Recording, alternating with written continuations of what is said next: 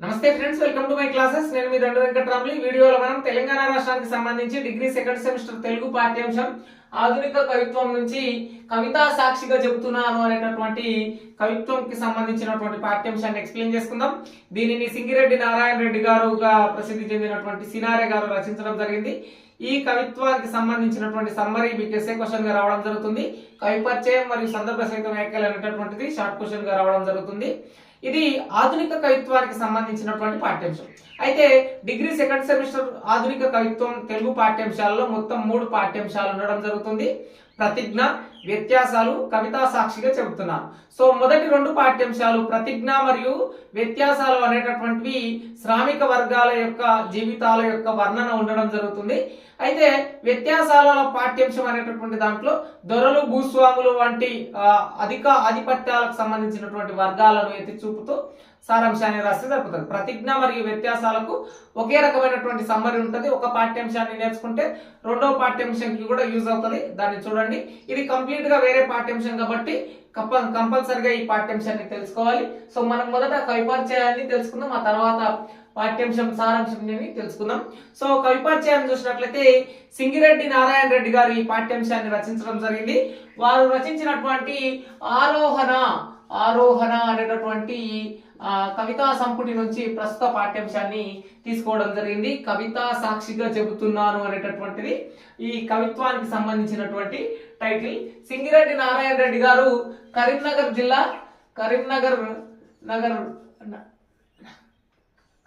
జిల్లా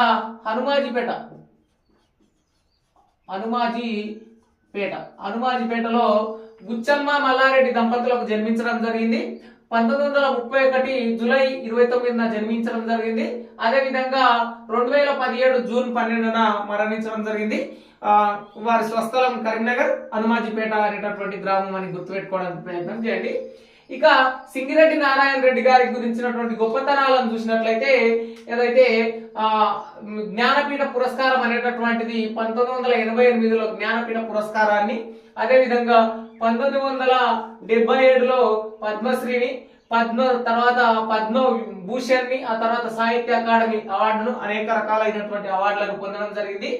ఇక రచనల విషయానికి వస్తే నాగార్జున సాగరం, మధ్యతరగతి మందహాసం, ఆధునికాంధ్ర కవిత్వం సాంప్రదాయములు అనేటటువంటి దాని మీద PhD, అదే విధంగా గాంధేయం అనేటటువంటిది, మరి కొన్ని చాలా రచనలు చేయడం జరిగింది. వాటిల్లో మానవతా దృక్పథాల మీదనే ఉండడం జరుగుతుంది. స్వతహాగా ప్రపంచ పదులు అనేటటువంటి లఘు కవిత కాన్సెప్ట్ లో రచనలు చేయడం జరిగింది. సినిమా పాటలు రాయడం జరిగింది, గజల్స్ రాయడం జరిగింది, రుబాయిలు రాయడం జరిగింది, కథలు, నాటకాలు, గేయాలు, ఇటువంటివన్నీ కూడా నారాయణ రెడ్డి గారు రాయడం జరిగింది. సో వీరు రచించినటువంటి దాంట్లో ఫేమస్ గా విశ్వాంబర్ అనేటటువంటి రచన ఉండడం జరిగింది మానవతా దృక్పథం మీద. అదే విధంగా కర్పూర వసంతరాయలు, ఆరోహణ, మాటలు మానవుడు, ఆధునికాంధ్ర కవిత్వం సాంప్రదాయములు అనేటటువంటిది PhD అని చెప్పుకోవచ్చును. ఇక ఆంధ్రప్రదేశ్ రాష్ట్ర అధికార భాషా సంఘానికి అధ్యక్షులుగాను, తెలంగాణ రాష్ట్రంలో ఉన్నటువంటి ప్రస్తుతం ఉన్నటువంటి పొట్టి శ్రీరాములు తెలుగు విశ్వవిద్యాలయం ఏదైతే ఉందో దానికి VC గాను, అంటే ఉపాధ్యక్షులుగాను కూడా పనిచేయడం జరిగిందని చెప్పుకోవచ్చును. సినారాయణ రెడ్డి గారి గురించి సినిమా పాటల నుంచి మీకు ఏం తెలుస్తుంది కవి పరిచయంలో రాసుకోవచ్చును, దాంట్లో ఏమి ఇబ్బంది లేదు. ఇది కవి పరిచయం, ఇది షార్ట్ క్వశ్చన్ గా రావడం జరుగుతుంది, కంపల్సరీ నేర్చుకోండి. ప్రస్తుత పాఠ్యాంశం కవితా సాక్షిగా చెబుతున్నాను అనేటటువంటి పాఠ్యాంశం యొక్క సారాంశాన్ని చూసినట్లయితే చాలా ఈజీ. ఏంటంటే మానవతా దృక్పథం, నేను మనిషిని నమ్ముతున్నా, మనిషి ఎవరు, మనిషి యొక్క తత్వం ఏంటి, మనిషి ఏమైతున్నాడు, మనిషిని మళ్ళీ నేను ఎందుకు నమ్ముతా అనేటటువంటి కాన్సెప్ట్. జస్ట్ 3 టాపిక్లు. మనిషి ఎవరు, మనిషిని వల్ల ఏమవుతుంది, మనిషిని మళ్ళీ నేను ఎందుకు నమ్ముతా, ఈ 3 కాన్సెప్ట్ల మీద సమ్మరీ అనేటటువంటిది మీరు 3 పేజీల వరకు రాయాలి. ఒక్కొక్క పేజీలో ఒక్కొక్క హెడ్డింగ్లు పెట్టాలి. అవే కీవర్డ్స్ గా మీకు ఇవ్వడానికి ప్రయత్నం చేస్తా. సో ఈ కవిత్వాన్ని స్టార్ట్ చేసే ముందు ఏ విధమైనటువంటి టోన్ ఉంటుంది అంటే, నా మనిషి నా పల్లవి, మనిషి నా పతాక, మనిషి నా అవధి, మనిషి నా ఆకాశం, మనిషి నా శాస్త్రం, మనిషి నా శస్త్రం, మనిషి నా శ్వాస, మనిషి నా ఉచ్ఛ్వాసం అనేటటువంటి కాన్సెప్ట్ లో మనిషి యొక్క గొప్పతనాన్ని చెప్పి మనిషి పుట్టుకతో తన నైపుణ్యాన్ని ఏర్పాటు చేసుకొని ఆది మానవుడి నుండి నేటి వరకు, అంటే అణువు నుండి ఆకాశం అంతరిక్షం వరకు ఎదిగినటువంటి మనిషి యొక్క గొప్పతనం అనేటటువంటిది మనిషి పుట్టి తన నైపుణ్యాన్ని నేర్చుకోవడం ద్వారా మనిషి విశ్వాంబరుడు అయ్యాడని చెప్పి శ్రీనారాయణ రెడ్డి గారు చెప్పడం జరుగుతుంది. అదే విధంగా మనిషి ఎప్పుడు కూడా శక్తుడు కాదు. శక్తుడు అంటే ఇక్కడ మీనింగ్ ఏంటంటే ఈ కవిత్వాలో శక్తుడు అనే పదాన్ని మెన్షన్ చేయడం జరిగింది. సో ఇక్కడ శక్తుడు అంటే శపించబడినటువంటి వాడు కాదు. మనిషి చైతన్య దీప్తుడు అంటే నిత్యం కదలిక కలిగినటువంటి వ్యక్తి.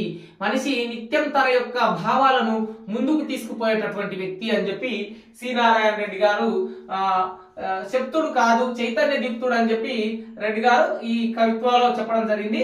మనిషి దేవుడిని ఇద్దరిని ఎన్నుకోమంటే నేను మనిషి వైపే ఓటేస్తా అని చెప్పి చెప్పడం జరిగింది. అంటే మనిషి దేవుడి కంటే మనిషే గొప్పవాడు అని చెప్పి నారాయణ రెడ్డి గారు ఈ కవిత్వంలో చెప్పడం జరిగింది. అంటే మనిషి గొప్పతనం అంటే అణువునడి ఈత తెలియదా బ్రహ్మాండం అంటే ఏమిటో, ఆ బ్రహ్మాండాన్ని సృష్టించింది ఎవరు?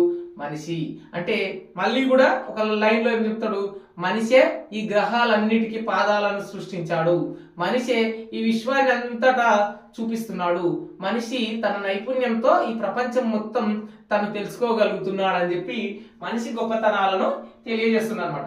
అదే విధంగా మనిషికి ఉండేటటువంటి తత్వాలు అంటే ఎదుటి మనిషిని చూసినప్పుడు కానీ, బాధలు కలిగినప్పుడు కానీ, సంతోషాలు భావోద్వేగాలు కలిగినప్పుడు మనిషి ఎదుటి మనిషి ఫీలింగ్స్ ని అర్థం చేసుకోవడం అనేటటువంటిది మనిషికి ఉన్నటువంటి అతీంద్రియ శక్తులు.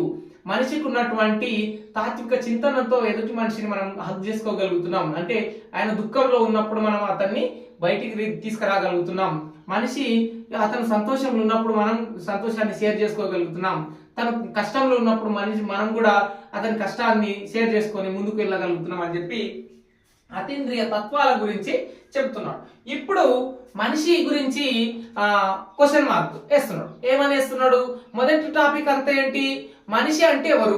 మనిషి చైతన్య దీపుడు, మనిషి ఆకాశం, మనిషి శస్త్రం, మనిషి ఆకాశం, మనిషి విశ్వాంబరుడు అని చెప్పి మనిషి యొక్క గొప్పతనాలు, మనిషి విశ్వాసం, ఏ చెట్టును అడిగిన మనిషే ఉంటాడు, ఏ గాలిని అడిగిన మనిషే ఉంటాడు, ఎక్కడైనా సరే ఏ పరిమళాన్ని చూసినా మనిషి సుగంధమే, మనిషి పరిమళం మాత్రమే కనిపిస్తుంది అని చెప్పి శ్రీనారాయణ రెడ్డి గారు చెప్తారు. ఇక నెక్స్ట్ మనిషి ఏమయ్యాడు అని చెప్పి క్వశ్చన్ వేస్తున్నాడు.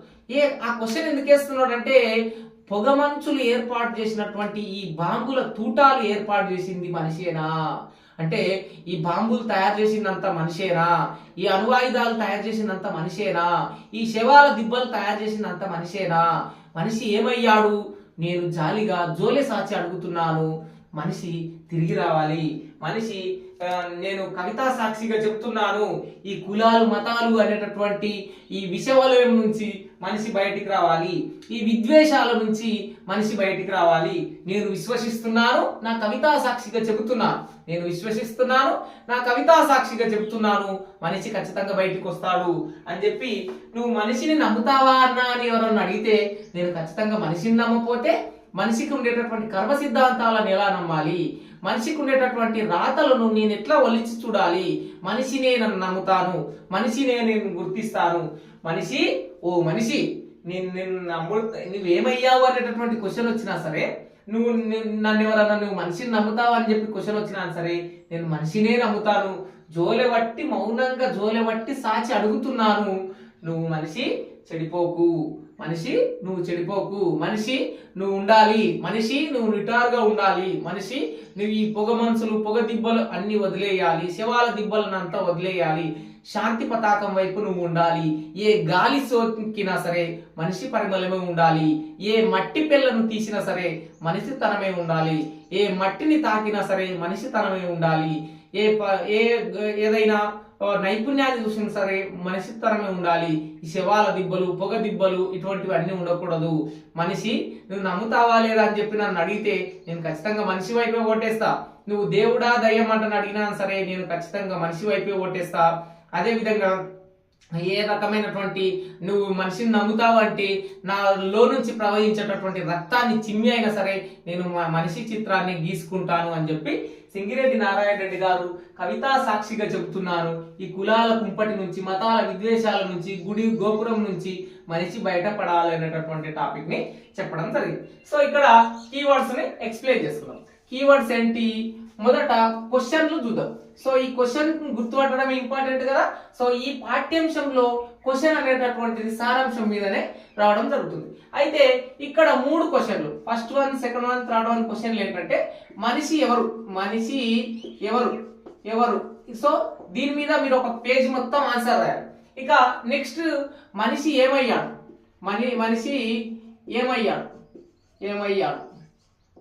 ఇక నెక్స్ట్ థర్డ్ది మనిషిని నమ్ముతావా, మనిషిని నమ్ముతావా.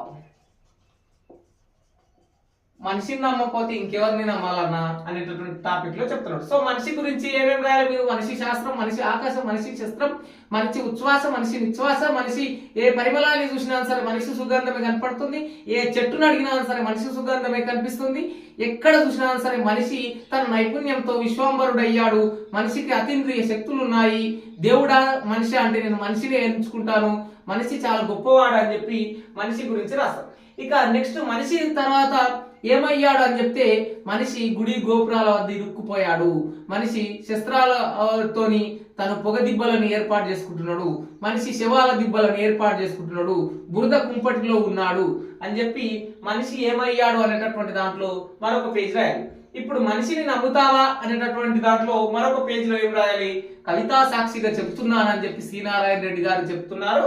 కులాల కుంపటి నుండి, విద్వేషాల నుంచి, ఈ మతాల నుంచి బయటికి వచ్చి మనిషిని జోలెబట్టి సాచి అడుగుతున్నాను, మనిషి నువ్వు నిలబడాలి, నువ్వు నిటారుగా నిలబడాలి, సాటి మనుషులకు నలుగురిని సహాయం చేయాలని చెప్పి మనిషి గొప్పతనాలను చూపిస్తున్నాడు. సో ఈ కవితలో ఉన్నటువంటి కీవర్డ్స్ చూద్దాం.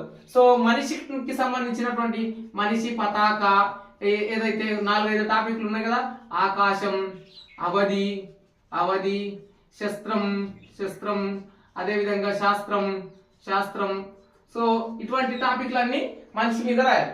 సరే, దేవుడు, అదేవిధంగా దేవుడు మనిషి అనేటటువంటి టాపిక్ లో కీవర్డ్స్. మళ్ళీ శక్తుడు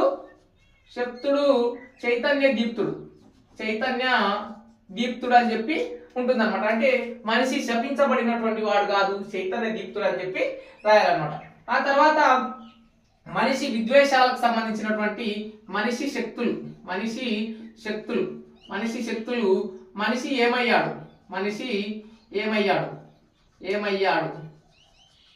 నెక్స్ట్ మనిషిని నమ్ముతావా అనేటటువంటి టాపిక్లు ఉన్నాయి కదా. సో ఓవరాల్ గా మనిషిని నేను నమ్ముతాను, మనిషి ఖచ్చితంగా నిలబడతాడు, మనిషి జోలె బట్టి అడుగుతున్నాను, ఈ పొగ మనుషుల నుంచి వీటన్నిటి నుంచి బయటికి వస్తాడు, మనిషి విశ్వంబరుడు అని చెప్పినటువంటి టాపిక్లు మీ సొంత కన్వర్జేషన్ లో అయినా సరే ఈ కీవర్డ్స్ నేను చెప్పినటువంటి కంపల్సరిగా అందులో ఇంక్లూడ్ చేసి రాయాలి. 3 పేజీల వరకు ప్యాసేజ్ల వైజ్ గా రాయాలి. మొత్తం మానవతా దృక్పథం అనేటటువంటిది ఈ పాఠ్యాంశంలో ఉంటుంది. ఇక ఈ పాఠ్యాంశం నుంచి సందర్భ సహిత వ్యాఖ్యలు అనేటటువంటివి ఉండడం జరుగుతుంది. సందర్భ సహిత వ్యాఖ్యలు అనేటటువంటివి ఉంటే ఇక్కడ ఏదైతే విపరిచయం, సందర్భం, అదేవిధంగా అర్థం, వ్యాఖ్యగా 4 హెడ్డింగులతో రాయాలి. సో ఇక్కడ సందర్భాలు అనేటటువంటివి ఏమొస్తున్నాయంటే మనిషిని నమ్ముతావా, మరియు శక్తుడు కాదు చైతన్య దీప్తుడు, విద్వేషాల నుంచి, కులాల కుంపటి నుంచి అనేటటువంటిది, అదేవిధంగా మనిషి చైతన్య దీప్తుడు అనేటటువంటిది, కవితా సాక్షిగా చెప్తున్నాను అనేటటువంటిది 2-3 స్టాంజాలుగా వస్తుంది. వచ్చినప్పుడు ఎక్కడి నుంచి వచ్చినా సరే ఈ వాక్యం అనేటటువంటిది సింగిరెడ్డి నారాయణ రెడ్డి గారు రాసినటువంటి ఆరోహణ అనేటటువంటి కవితా సంపుటి నుంచి ప్రస్తుత పాఠ్యాంశమైనటువంటి కవితా సాక్షిగా తీసుకున్నారు. అందులో ఉన్నటువంటిదే ఈ వాక్యం అని చెప్పి రాయాలి. ఇక సందర్భం సింగిరెడ్డి నారాయణ రెడ్డి గారు మానవతా దృక్పథాన్ని ఎక్స్ప్లెయిన్ చేస్తున్నప్పుడు మనిషిని నమ్ముతావా, దేవుడు దయ్యం అనేటటువంటి టాపిక్ లో, మనిషా దేవుడు అనేటటువంటి టాపిక్ లో నేను మనిషి సైడే ఓటేస్తా అని చెప్పినటువంటి సందర్భం. అర్థం దేవుడి కంటే ఇప్పుడు నివసిస్తున్నటువంటి మనుషులు గొప్పవాళ్ళు అనేటటువంటి అర్థం. ఇక వ్యాఖ్య దేవుడు అనేటటువంటి వ్యక్తి ఒక రిలీజియన్ కు సంబంధించినటువంటిది, మనిషి అనేటటువంటిది మనిషికి అతీంద్రియ శక్తులు ఉన్నప్పటికీ మనిషి ఇతర మనుషులందరినీ ప్రేమించి మానవతా దృక్పథాన్ని పెంపొందించుకుంటేనే మానవ జీవితాలు అనేటటువంటి సుగమంగా ఉంటాయి అనేటటువంటి టాపిక్ లో రాయాలన్నమాట. చాలా ఈజీ. మీరు ChatGPT ఆన్సర్లు వివిధ వీడియోలు చూడకండి, గూగుల్లో కూడా చూడకండి, నేను ఏం చెప్పినా ఫ్లూయెంట్ గా మీరు అదే రాయండి, మీకు మంచి మార్కులు రావడం జరుగుతుంది. ఐ హోప్ మీ అందరికి అర్థమైందని నేను అనుకుంటున్నా. ఖచ్చితంగా సబ్స్క్రైబ్ చేసుకోండి. మిగిలిన వీడియోలు అన్ని లింకులు కింద డిస్క్రిప్షన్ ఉంటాయి, చూడండి.